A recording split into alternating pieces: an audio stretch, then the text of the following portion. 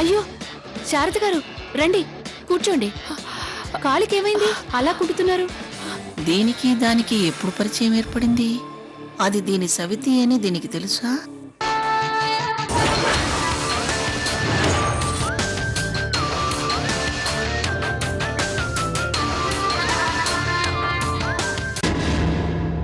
ఇవి నీకు బాగా తెలుసట కదా?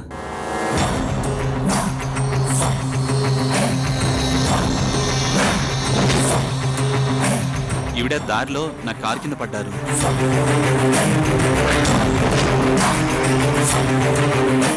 జనం పోగై నన్ను తిడుతుంటే నా తప్పేం లేదని ఈవిడ వాళ్ళ నోరు మూయించారు. ఏమిటి దీనికి అంత మర్యాద ఇస్తున్నాడు?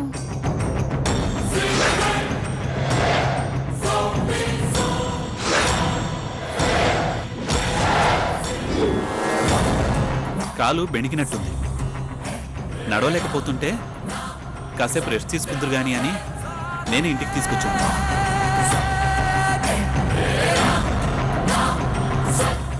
అవును, నీకు తెలుసన్నావు, మాట్లాడవేంటికి రాని?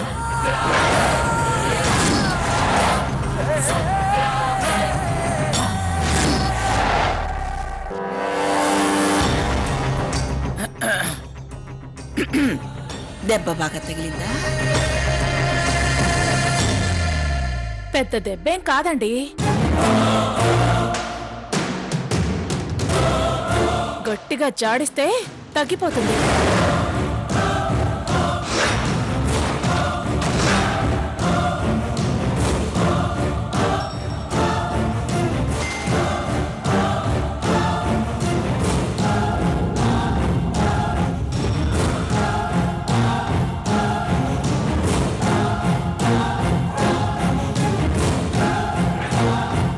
వెళ్ళొస్తానండి.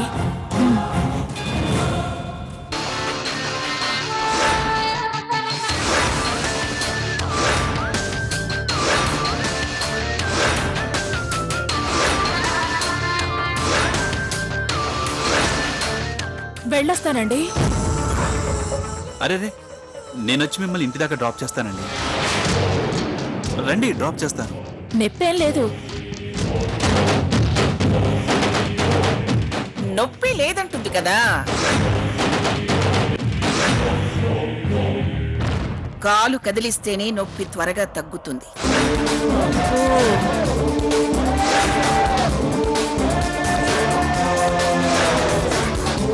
కరెక్ట్గా చెప్పారు.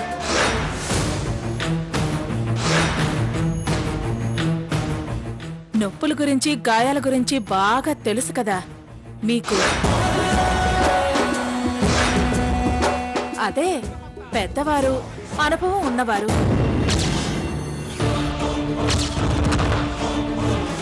వస్తాను.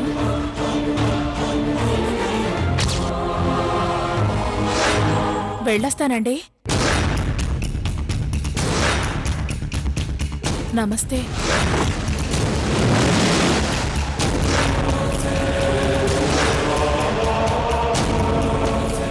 వెళ్ళొస్తానమ్మా. వస్తానండి.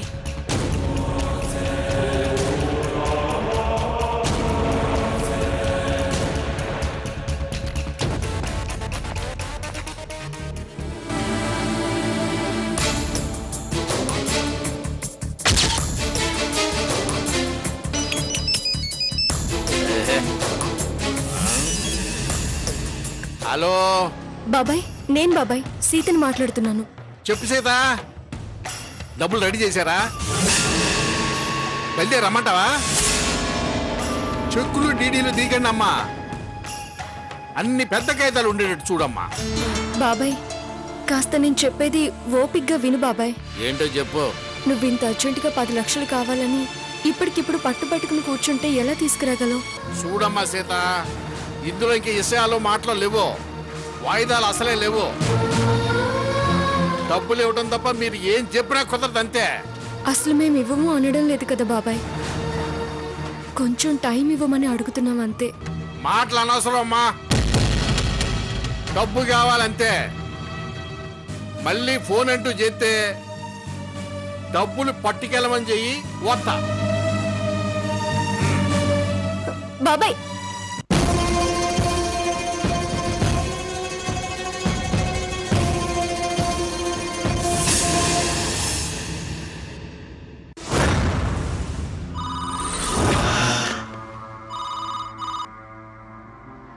హలో, సావిత్రి, నమస్కారం పిన్ని గారు.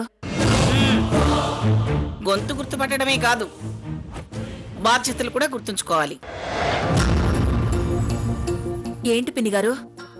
ఇవాళ మంగళగౌరి వ్రతం అని తెలుసు కదా నీకు. కాస్త బాధ్యతగా వచ్చి ఆ పనులు ఈ పనులు అందుకుని చేయొచ్చు కదా. రాకూడదని పనులు చేయకూడదని అనుకునేవాళ్ళమా పిన్ని గారు? నేను పెందలాడే పూజ పూర్తి చేసుకుని తాంబూలాలిచ్చి బయలుదేరదాం అనుకుంటున్నాను. నువ్వెప్పుడన్నా బయలుదేరు, ఎప్పుడన్నా రా. నేను ఎప్పుడు వస్తావు, ఎప్పుడు బయలుదేరుతావు అని అడగడం లేదు. రేపు ఇంటికి కాబోయే కోడలు నా మనవరాల్ని ముందే పంపించచ్చు కదా. మా పద్ధతులు తెలిసినట్టు ఉంటుంది. మేమెంత ఘనంగా మంగళగౌరి వ్రతాలు చేసుకుంటామో చూసినట్టు ఉంటుంది. నీలా ఇత్తడి చెంబు మీద ఒక కొబ్బరికాయ పెట్టి తూతూ మంత్రంగా చేసుకుంటామా ఏమిటి? బంగారు కలశం మీద సువర్ణ గౌరీదేవి అలంకారం చేసి అద్భుతంగా చేసుకుంటాం. తను కూడా చెయ్యేస్తే సాయంగా ఉంటుంది, సాంప్రదాయంగా కూడా ఉంటుంది. నీకేమమ్మా, ఒక్కరికి 3 ఆడపిల్లలున్నారు. ఇక్కడ ఇంటి మనిషి ఆ లక్ష్మి ఒక్కతే ఉంది. దాంది నత్త నడక. అర్ధరాత్రి 12 అయినా దాని అలంకారం పూర్తి కాదు. అందుకే అర్జెంటుగా సీతని ఇక్కడికి పంపించు. అది ఇంట్లో లేదు పిన్ని గారు, డ్యూటీకి వెళ్ళింది. పండగ పూట డ్యూటీ ఏమిటి? గౌరీదేవి గురించి ప్రోగ్రాం ఉందట, అందుకే వెళ్ళింది. ఆ ప్రోగ్రాం అది ఆ మలయాళం పిల్ల ప్యాంట్ షర్టు పిల్ల చూసుకుంటారులే. నువ్వు సీతకు ఫోన్ చేసి అర్జెంటుగా నేను రమ్మన్నానని చెప్పు.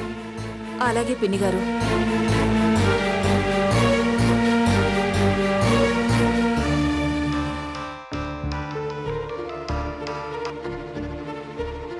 ఏంటమ్మా? సీత, మంగమ్మ గారు ఫోన్ చేశారే. ఏంటంట? ఇవాళ వాళ్ళ ఇంట్లో వ్రతం అని చెప్పింది కదా, కాస్త సాయంగా ఉంటుంది సీతని పంపించని ఫోన్ చేశారు. అమ్మా, నేను 1,00,000 టెన్షన్స్ లో ఉన్నాను. యువతలో అర్జెంట్గా రికార్డింగ్ ఉంది. అటు బాబాయ్ డబ్బుల కోసం ప్రయత్నం చేయాలి. ఇప్పుడు నేను వెళ్ళడం కుదరదమ్మా. అలా అంటే ఎలానే? నాకు కుదరకపోతే నేను ఎలా వెళ్ళగలను చెప్పు? వీలైతే సాయంత్రం కుదిరితే పేరెంటానికి వెళ్ళొచ్చులే. అది కాదే, ఆవిడ కోపం వస్తుందే. వెళితే యువతలో నా ఉద్యోగం ఊడుతుంది. తర్వాత మనకున్న కాస్త పరువు కూడా పోతుంది. మరి ఆవిడకి ఏం చెప్పను? చెప్పేదేమీ లేదు. ఆవిడికి కావాల్సింది పని సహాయమే కదా. స్వర్ణను పంపించు. అదంటేనే ఆవిడకి పడదు. దీనికి కూడా ఆవిడంటేనే ఉరుములు మెరుపులు. ఆవిడ అవేమీ పట్టించుకోదు. పనికి ఒక పని మనిషి వచ్చిందని సంతోషపడుతుంది. నువ్వు స్వర్ణను పంపించు, నేనుంటాను. సీత, సీత,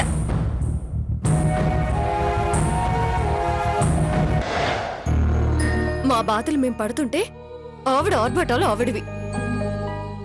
అన్నిటికీ పిలవడం, అవమానించడం, మళ్ళీ అలా కాదు ఇలా కాదని సమాధానపరచడం. ఇటు చూస్తే కొత్తగా ఈ బాబాయ్ ఛా, బుర్ర బద్దలైపోతుంది.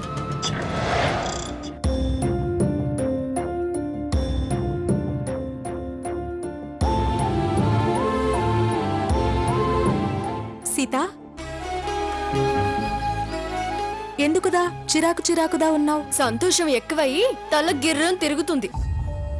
అమౌంట్ గురించే కదా టెన్షన్ పడుతున్నావు? నా పనులు నాకున్నాయి కదా, అది చిరాకు.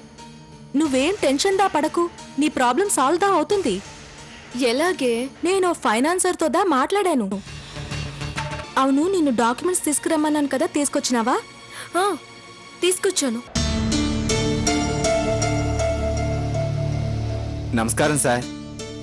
నమస్తే నమస్తే. రా రఘురాం, ఏంటి ఇలా వచ్చావు? మీతో పనిపడి వచ్చాను సార్. నాతోనా?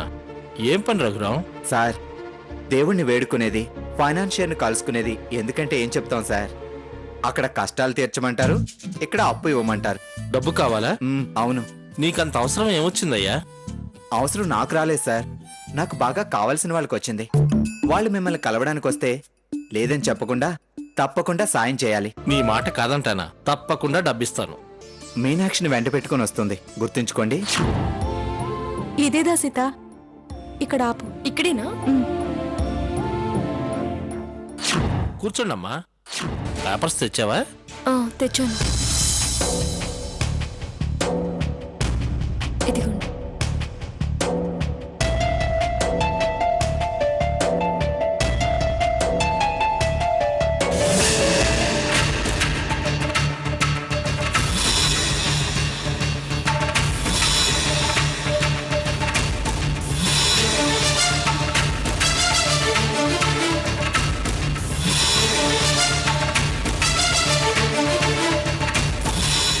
చూడండమ్మా, నేను ఒకసారి మా లాయర్కి చూపించి వాల్యూ ఎస్టిమేషన్ వేయించుకొని డబ్బులు ఇవ్వను. ఎంత టైం పడుతుంది సార్? మామూలుగా అయితే వారం 10 రోజులు పడుతుంది. వారం 10 రోజులా? జనరల్గా అంతే పడుతుంది. వీలైనంత తొందరలో చూడండి. నెల నెల వడ్డీ మాత్రం తప్పకుండా టైంకి కట్టాలి. ఇంతకాలం సొంతింట్లో ఉన్నామనుకున్నాం. ఇక నుంచి అద్దెలు అనుకొని నెల నెల మీకు కట్టే వడ్డీనే అద్దనుకుంటాము. సాయంత్రం పేరంటానికి మీరందరూ తప్పకుండా రావాలి. వస్తున్నారు కదా మీరందరూ? అలాగే, సరే. లక్ష్మి, ఏమిటే నువ్వు చేస్తున్న పని? ఫోన్లో పేరెంట్ వాళ్ళని పిలుస్తున్నావా? అత్తయ్య, ఇలాంటి పద్ధతి లేని పనులు చేస్తేనే నాకు ఒళ్ళు మండేది. ఏ శుభకార్యానికైనా ఇంటికెళ్ళి ముత్తైదువులకి బొట్టు పెట్టి పసుపు కుంకాలు తీసుకోమని సాంప్రదాయంగా చెప్పాలి. ఇలా ఫోన్లో పిలవటం ఏమిటే, బుద్ధి లేకుండా? వీళ్ళందర్నీ మొన్ననే పద్ధతిగా పిలిచేశాను అత్తయ్య.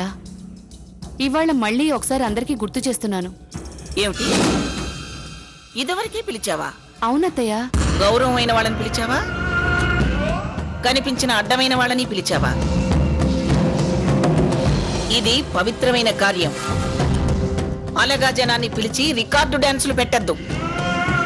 పనికి మళ్ళీ వాళ్ళని పిలిచుంటే మళ్ళీ ఫోన్ చేసి పనిమాలే గుర్తు చేయకు. వీలైతే రావద్దని చెప్పు.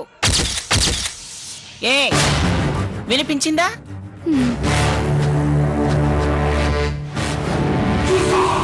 ఇలా ఆర్డర్లు వేయకపోతే కావలసిన వాళ్ళు పిలుచుకుంటే సరిపోతుందిగా.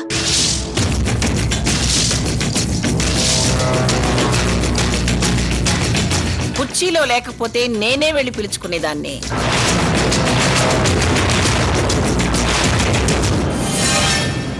పిచ్చి పిచ్చి మాటలు మనసులో అనుకోవద్దు.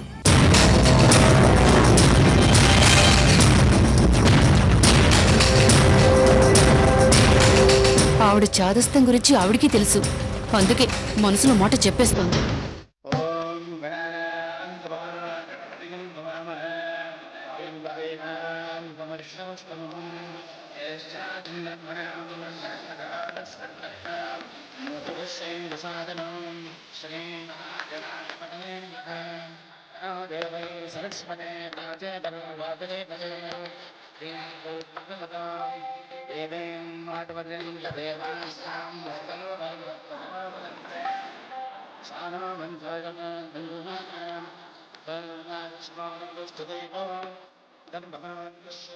నమస్కారం పిన్ని గారు. సావిత్రి, సీత రాలేదా?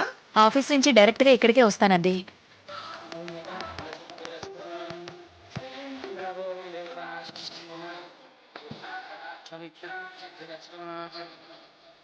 అమ్మా, మంగళగౌరి వ్రతం కానిద్దామా? అలాగే పంతులు గారు.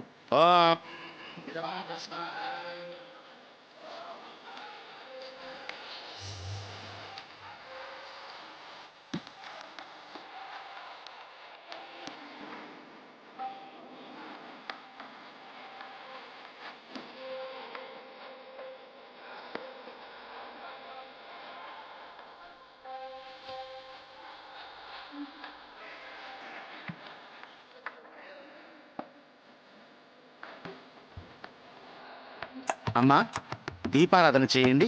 పంతులు గారు కాసేపు ఆగండి.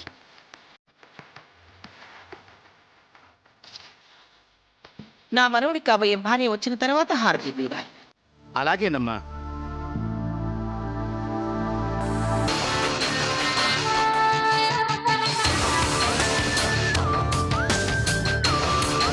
అమ్మయ్య, వచ్చేసింది.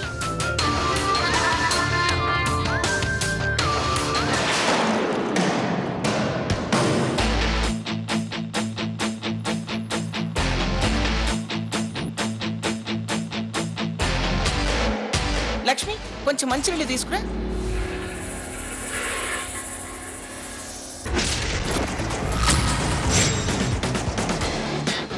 ఇది వస్తుందేంటి?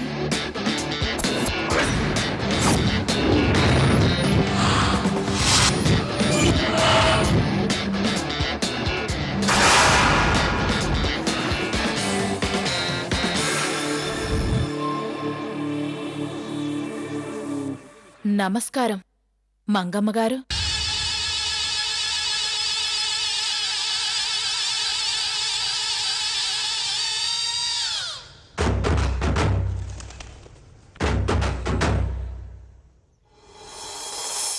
హారతి ఆపి ఎదురు చూడకూడదమ్మా. ముత్తైదువులు తాంబూలం కోసం ఎదురు చూసేలా ఉండకూడదమ్మా. ఏంటి మంగమ్మ గారు అలా ఉన్నారు? అందరూ వచ్చారు కానీ మా సీత రాలేదు.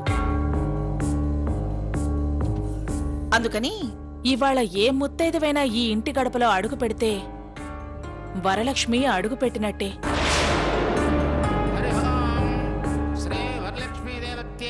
శారద గారు రండి.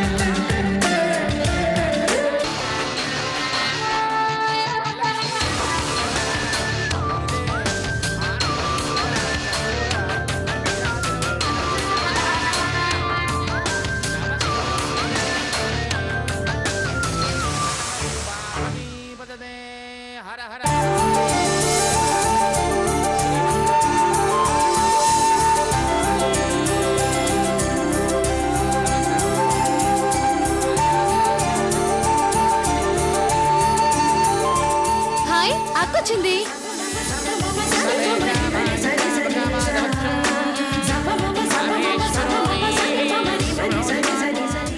రా సీత, ఎందుకింత ఆలస్యమైంది? హారతి తీసుకోమ్మా.